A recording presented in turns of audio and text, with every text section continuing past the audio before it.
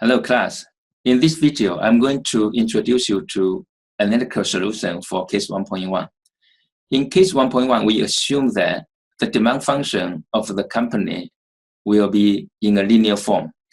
It can be written as Q equal to B minus EP times P. If we plug in the number, we are going to have Q equal 100,000 minus 25,000 times P. The advantage of the linear demand function is it's simple, linear, and it also pretty reasonable for commodity good. It's also a good approximation if we focus on a small area of the demands. Based on the sales function of Q equal to B minus EP times P, we are going to have the revenue equal to P times Q. It's also equivalent to price times the quantity. So we have R equal to P times parentheses 100,000 minus 25,000 times P.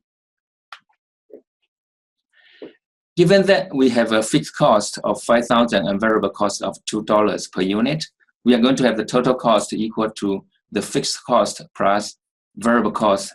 So we have 5,000 plus 2 times the sales quantity. So overall, we are going to have negative 50,000 times P plus 205,000. Based on the revenue equation and the cost equation, we can also have the profit equal to revenue minus cost. Plug in those above equations, we are going to have profit equal to R minus C equal to these two equations. And then we are going to have profit equal to negative 25,000 P squared plus 150,000 P minus 205,000. Suppose we are going to find a break-even point for this case. And we have two ways. One, we can make revenue equal to the cost. Actually, it's equivalent to making the profit equal to 0. Either way, we are going to have one equation equivalent to negative 25,000 times P squared plus 150,000 times P minus 205,000 equal to 0. This is a typical quadratic function.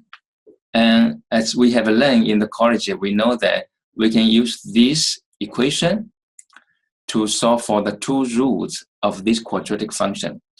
Solving the equation will give us P equal to 3 plus or minus 2 over 5 times square root of 5.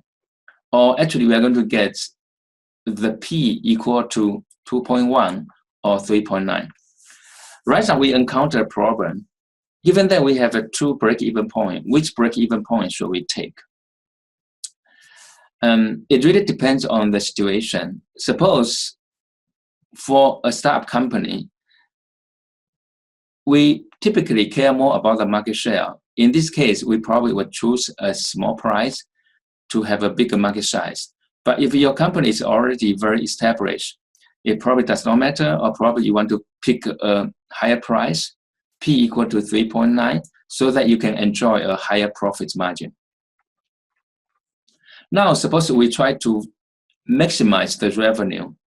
And we are going to use the first order derivative, or we call first order condition, to find the optimal price to maximize the revenue. So we are going to take a first order derivative of the revenue in terms of P.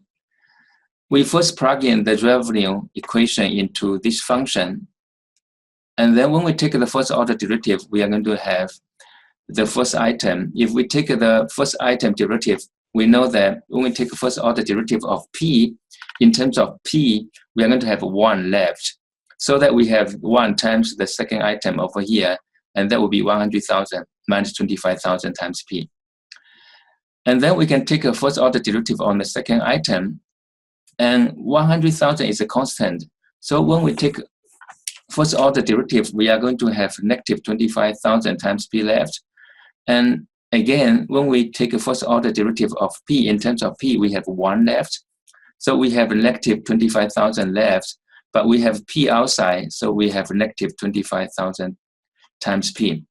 Overall, combine these two items, we are going to have 100,000 minus 50,000 times P. To get the optimal price to maximize the revenue, we are going to let this first order derivative equal to 0. So we ought to call it the first order condition. Solving the first order condition, we are going to have optimal P equal to 2. In other words, if P equal to 2, we are going to have the maximal revenue.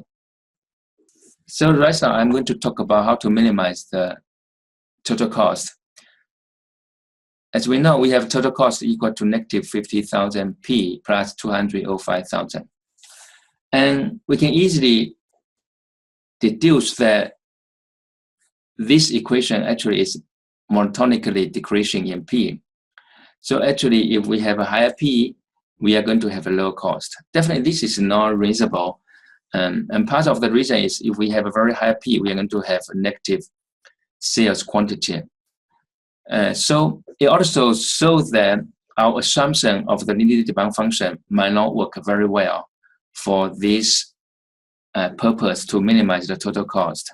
If we really want to minimize the total cost, probably all we can do is to set a P to a very high price, P equal to 4, so that our sales will be equal to 0.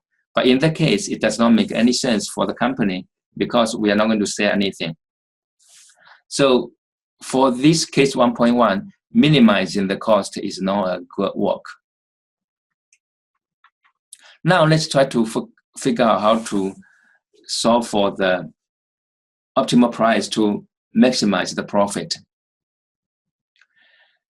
As we know, in order to get the optimal price to maximize the profit, we are going to have the first order derivative again. So we plug in the profit function from the previous function over there. So we have the D, negative 25,000 times P squared plus 150,000 times P minus 205,000. And when we take the first order derivative, we know when we take the first order on the first item, we have the P squared. And when we take the first order, we have 2, that will be the component. We are going to take 2 out times the negative 25,000. So we have the negative 50,000 over here. And we have P2 minus 1, so we have a P left. And for the second item, because we have only P, so when we take the first order derivative of P in terms of P, we are going to have 1 left. So we have 150,000 times 1. That will be equal to 150,000. The last item is negative 205,000. And when we take the first order derivative, that's a constant, so we're going to have 0. Setting the first order condition to 0, we're going to solve the optimal price for maximizing the profit. So we get P star equal to 3. In other words, if P equal to 3, actually we are going to have the maximal profit.